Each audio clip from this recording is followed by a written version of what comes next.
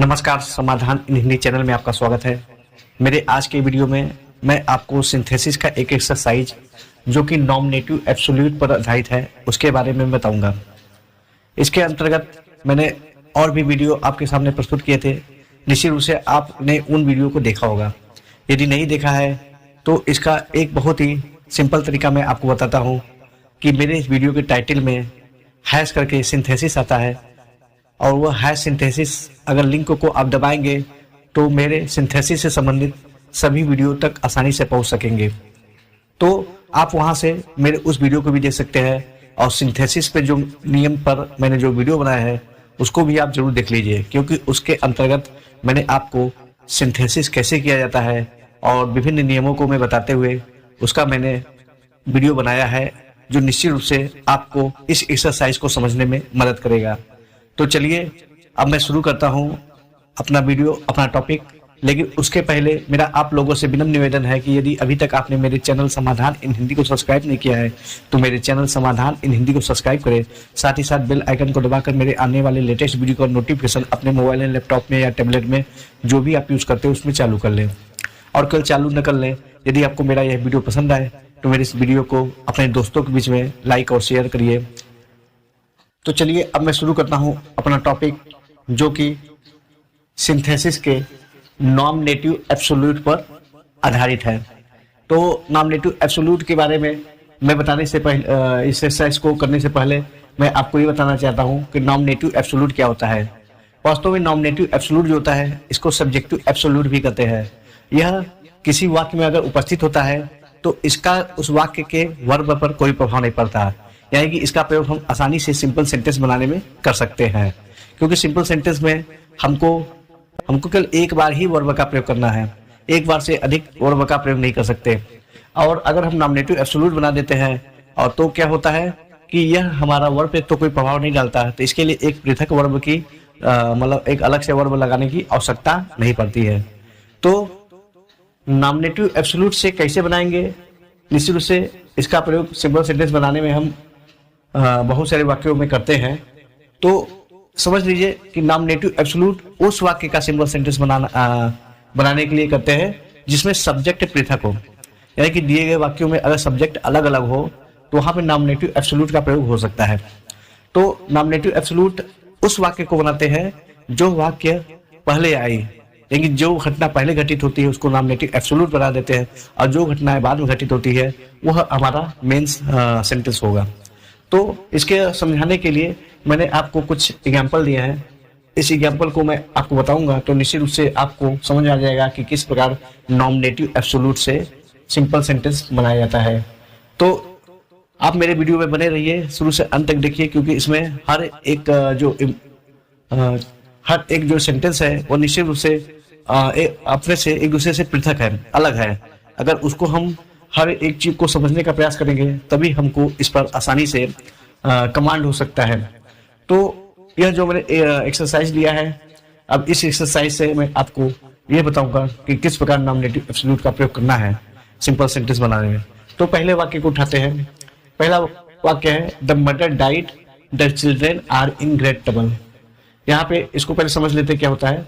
The mother died मतलब कि माँ की मृत्यु हो जाती है।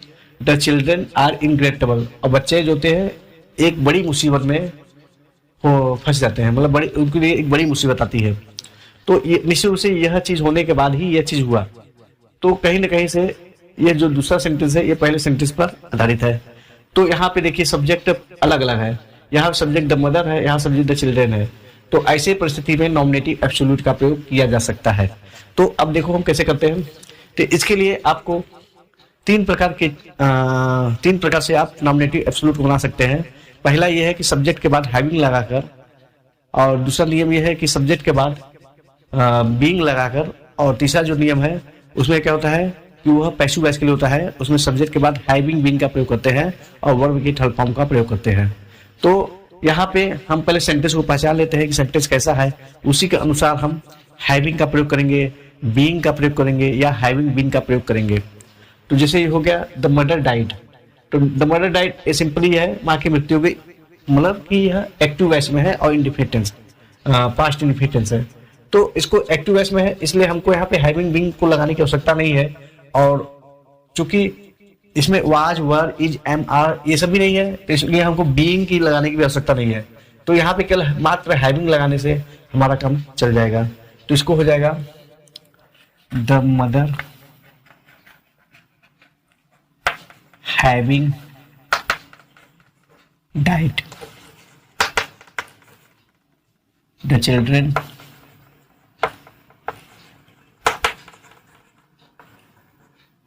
Are in great trouble. ये हो जाएगा।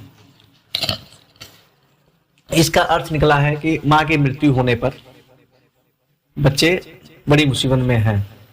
तो यानी कि यहाँ पे द मदर हैविंग डाइड, यहाँ पे हैविंग के बाद वर्ड की थर्ड फॉर्म का प्रयोग करेंगे। और यानी कि मां की मृत्यु होने पर बच्चे बड़ी मुसीबत में हैं। तो यह एक वाक्य में हो गया, इसे सिंपल सेंटेंस बन गया। इसी प्रकार देखिए the bell rang, this the school was closed, मतलब कि घंटी बजी और स्कूल बंद हो गया। तो घंटी बजने से स्कूल बंद हुआ, सब्जेक्ट भी अलग अलग है। तो यहाँ पे भी हम नॉमिनेटिव एब्सोल्यूट का प्रयोग करेंगे।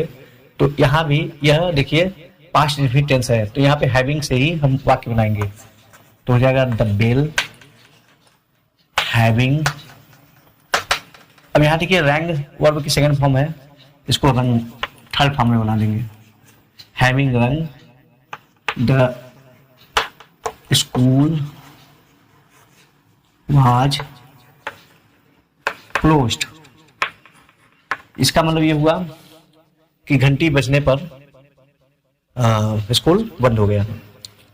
तो ये जो वाक्य था ये जस्ट लाइक फर्स्ट सेंटेंस की तरह ही था। तो अब देखिए थर्ड सेंटेंस उठाते हैं, the sun rose the fog disappeared.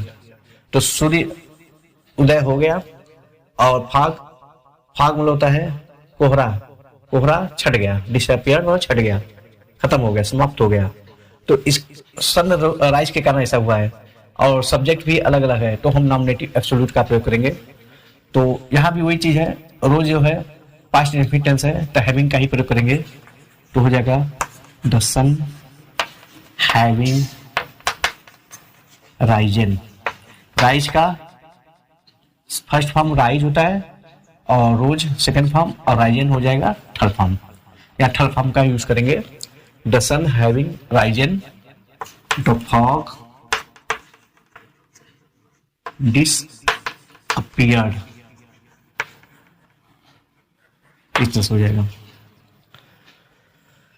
Next वाक्य, the post was vacant I offered my services. तो पोस्ट पे वैकेंट होने, पोस्ट जो था खाली था, मैंने अपने सर्विस के लिए ऑफर किया। तो इसके कारण ये हुआ, सब्जेक्ट भी पृथक है, नॉमिनेटिव एब्सोल्यूट का प्रयोग करेंगे। लेकिन इस सेंटेंस में वाज का प्रयोग किया गया है। ठीक है, वाज आया है, ये कोई वैकेंट कोई वर्ब नहीं है, तो मेन वर्ब वाज है। तो मेन वर्ब जब वाज हो तो वहां पे हम बीइंग का प्रयोग हम करेंगे। तो इसका हो जाएगा द पोस्ट बीइंग वैकेंट। चूंकि ये वर्ब नहीं है, इसको ऐसे लिख देते हैं, थर्ड फॉर्म यहाँ पे आवश्यकता नहीं है, क्योंकि बीइंग जो हो गया ये इसको शो कर रहा है। द पोस्ट बीइंग वैकेंट, फिर बाकी वाक्य से लिख देते हैं, आई ऑफर्ड माई सर्विसेस। तो यहां पे देखिए इस वाक्य पर ध्यान दीजिए। यहां पे अगर वाक्य में इज, एम, आर, वाज, वर यानी कि बी का कोई रूप आता है और वही मेन वर्ब है, तो वहां पे हम बीइंग का प्रयोग करेंगे। तो द पोस्ट बीइंग वैकेंट मतलब कि पोस्ट खाली रहने पर मैंने अपने सर्विसेज के लिए, अपनी सेवाओं के लिए ऑफर किया दिया। तो नेक्स्ट देखिए पांचवा, his house has fallen he lives with a friend. यहां देखिए ये परफेक्ट टेंस है, हिज हाउस हैज फॉलन, उसका घर गिर गया, he lives with a friend, और वह दोस्त के साथ रहता है। तो ये भी एक्टिव ऐसी है, तो इसका हो जाएगा his house having fallen,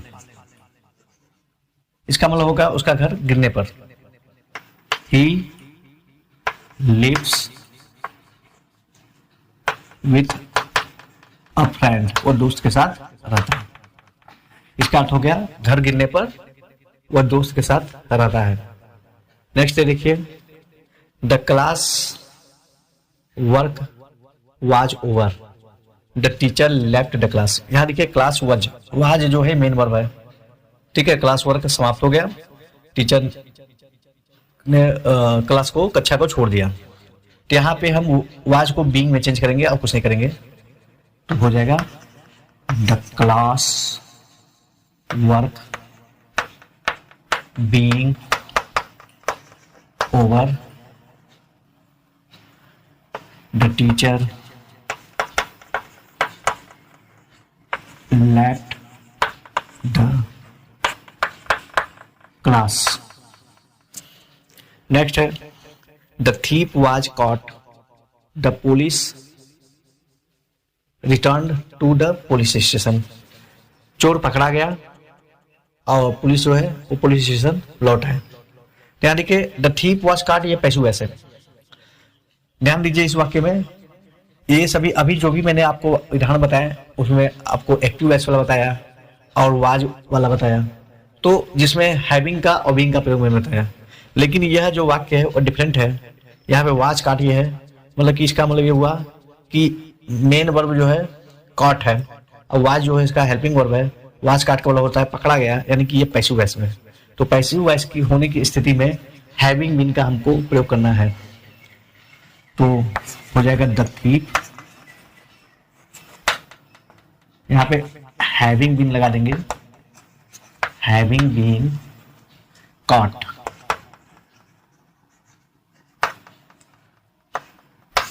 the police, बाकी उसे लिख देते हैं return to the police station.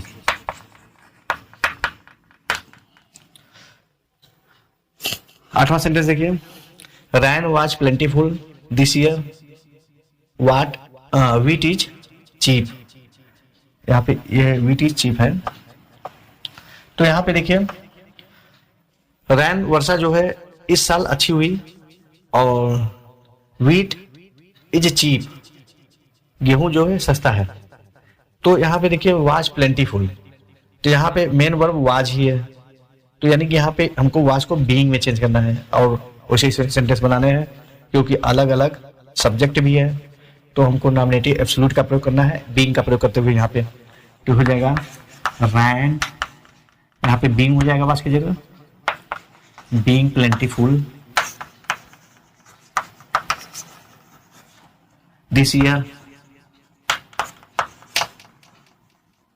अब फिर बाकी उसे लिख देंगे वीट इज चीप। तो यहां पे मैंने आपको कुछ वाक्य दिए और उस वाक्य को मैंने नॉमिनेटिव एब्सोल्यूट से किस प्रकार से उसको हम सिंपल सेंटेंस बनाने हैं उसके बारे में मैंने चर्चा किया। इसी प्रकार मैं कुछ और एग्जाम्पल आपको देता हूं और उसको स्पष्ट करता हूं। मैंने कुछ और वाक्य आपको दिए हैं, इसमें देखिए मैंने आपको 5-6 सेंटेंस और दे दिए हैं, इस जो कि नॉमिनेटिव एब्सोल्यूट पर इसको सिंपल सेंटेंस बनाने के लिए मैंने आपको दिया है। तो अब इन वाक्यों की मैं चर्चा करता हूं, जैसे the sun rose we left the bed. The sun rose, सूर्य उदय हो गया, हमने बिस्तर छोड़ दिया। तो यहाँ पे पास्ट इंडेफिनिट टेंस है, तो इसमें भी हम हैविंग का ही प्रयोग करके बनाएंगे, तो हो जाएगा द सन हैविंग, रोज का हो जाएगा risen, we left the bed. Next है the king died, his eldest son came to the throne. राजा की मृत्यु हो गई, उसका सबसे बड़ा पुत्र सिंहासन के लिए आया, सिंहासन बैठने के लिए। तो यानी कि राजा की मृत्यु होने पर उसका सबसे बड़ा पुत्र सिंहासन के बैठने के लिए आया। तो यहाँ पे भी पास्ट इंडेफिनिट टेंस है, हैविंग का ही प्रयोग करेंगे, सब्जेक्ट भी पृथक है, इसलिए हमको नॉमिनेटिव एब्सोल्यूट का ही प्रयोग करना है। तो हो जाएगा द किंग, यहाँ पे हैविंग का प्रयोग कर देंगे, और died is already third form of the verb, तो डाइड ही होगा। The king having died his, बाकी उसे लिख देंगे, eldest son came to the throne, इसका सुझाव। नेक्स्ट है the teacher was absent, the boy left the class. Teacher के एब्सेंट होने पर लड़कों ने क्लास को छोड़ दिया। तो यहाँ पे वाज है मेन वर्ब, तो इसको बीइंग में चेंज कर देंगे, बाकी उसे बना देंगे। तो हो जाएगा the teacher being absent, the boy left the class, इस तरह से जाएगा। यानी कि अध्यापक के अनुपस्थित रहने पर बॉय लड़कों ने क्लास को छोड़ दिया। अब नेक्स्ट है the captain was killed, the army fled. कप्तान मारा जाता है और फौज भाग जाती है। तो यहाँ कैप्टन वाज किल्ड है, यहाँ पे वाज किल्ड जो है, यह वाज जो है के साथ वर्ब के थर्ड फॉर्म का प्रयोग किया गया, यानी कि पैसिव वॉइस है। तो पैसिव वॉइस में मैंने आपको बताया था कि पैसिव वॉइस की स्थिति में हम हैविंग बीन का प्रयोग करते हैं। तो उसका हो जाएगा the captain having been killed, the army fled. मतलब कि कप्तान के मारे जाने पर फौज भाग जाती है। तो इस तरह से हैविंग बीन का प्रयोग करके हम बनाएंगे। 13 देखिए, the book has been printed, the boys will purchase it now. किताब छापी जा चुकी है और बच्चे लड़के इसको अब खरीदेंगे। तो यहाँ पे the book has been printed, ये भी पैसिव वॉइस का ही है, सेंटेंस है। तो इसमें भी हम हैविंग बीन का प्रयोग करके वाक्य को बनाएंगे। सब्जेक्ट भी अलग है, इस सबको देखते रहिए कि सब्जेक्ट विपरीत होने पर, मतलब अलग होने पर ही हम नॉमिनेटिव एब्सोल्यूट का प्रयोग कर सकते हैं। तो यहां पे हो जाएगा the book having been printed, the boys will purchase it now, इस तरह से हो जाएगा। एक बात ध्यान रखिए, यहाँ पे हैज लगा है तो हैजिंग नहीं होता है, हैविंग ही होता है। हैज के आगे आईएनजी नहीं लगाते हैं। तो चाहे हैज हो चाहे हैव हो, इससे कोई फर्क नहीं पड़ता है। हर स्थिति में हैविंग का ही प्रयोग करना है पैसिव वॉइस के लिए। नेक्स्ट है the college was closed for summer vacation, the sweets are distributed. College जो है गर्मी की छुट्टियों के लिए बंद हो गई है और मिठाइयां बांटी गई। तो इसका कारण ये है, और इसमें सब्जेक्ट भी पृथक है। यहाँ पे मेन वर्ब क्लोज्ड है और उसके आगे वाज लगा है, तो निश्चित रूप से ये पैसिव वॉइस है। तो पैसिव वॉइस है तो यहाँ पे भी हैविंग बीन से ही वाक्य को बनाएंगे। तो हो जाएगा the college having been closed for summer vacation। अब फिर इसके आगे बाकी सेंटेंस लिख देंगे। द स्वीट्स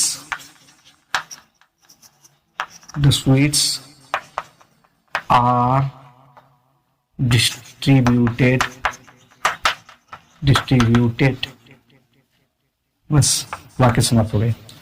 तो इस तरह से इसका बनेगा कि कॉलेज जो है बंद हो जाने की स्थिति में, समर वेकेशन के लिए बंद हो जाने की स्थिति में मिठाइयां बांटी गई। The sweets are distributed. तो आज के वीडियो में बस इतना ही। तो आशा करते हैं आपको मेरा यह वीडियो पसंद आया होगा। यदि आपको मेरा यह वीडियो पसंद आया है और आपको समझ में आया जो कुछ भी मैं समझाना चाहता हूं, तो मेरे इस वीडियो को लाइक करिए और इसे अपने दोस्तों के बीच में शेयर जरूर करिए। और यदि अभी तक आपने मेरे चैनल समाधान इन हिंदी को सब्सक्राइब नहीं किया है, तो मेरे चैनल समाधान इन हिंदी को सब्सक्राइब करें और साथ ही साथ बेल आइकन को दबाकर मेरे आने वाले लेटेस्ट वीडियो का नोटिफिकेशन अपने मोबाइल में, लैपटॉप में, टैबलेट में, जो भी आप यूज करते हो उसमें चालू कर लें। तो ऐसे ही अनेक टॉपिक पर आपको मेरे इस चैनल में वीडियो उपलब्ध होते हैं। आप उन वीडियो को जरूर देखिए। मेरे चैनल के जरिए आप उन वीडियो तक पहुंच सकते हैं और उसको आसानी से देख सकते हैं। मैंने बहुत सारे टॉपिक पे बहुत सारे वीडियो बनाए, तो जो आपका मतलब का हो, जो आपके लाभ के लिए हो, उन वीडियो को आप जरूर देखिए। और मैं एक हैश करके आपको टाइटल में मैं देता हूं, जैसे ये सिंथेसिस का चैप्टर है तो इसमें हैश सिंथेसिस में लिखता हूं, तो हैश लगा, जो सिंथेसिस लगा है वह वास्तव में एक लिंक होता है। उस लिंक के जरिए भी आप सिंथेसिस से संबंधित अन्य वीडियो तक पहुंच सकते हैं। इसी प्रकार आप डायरेक्ट इनडायरेक्ट देख सकते हैं और सिंटैक्स, सब्जेक्ट वर्ब एग्रीमेंट देख सकते हैं, ट्रांसफॉर्मेशन में देख सकते हैं, एक्टिव वॉइस पैसिव वॉइस देख सकते हैं। और यही नहीं बल्कि आप लिटरेचर से संबंधित भी अन्य बहुत सारे वीडियो को देख सकते हैं। तो चलिए अब मैं आपसे विदा लेता हूं। अगली बार फिर मिलेंगे एक नए वीडियो, एक नए टॉपिक के साथ। तब तक के लिए नमस्कार।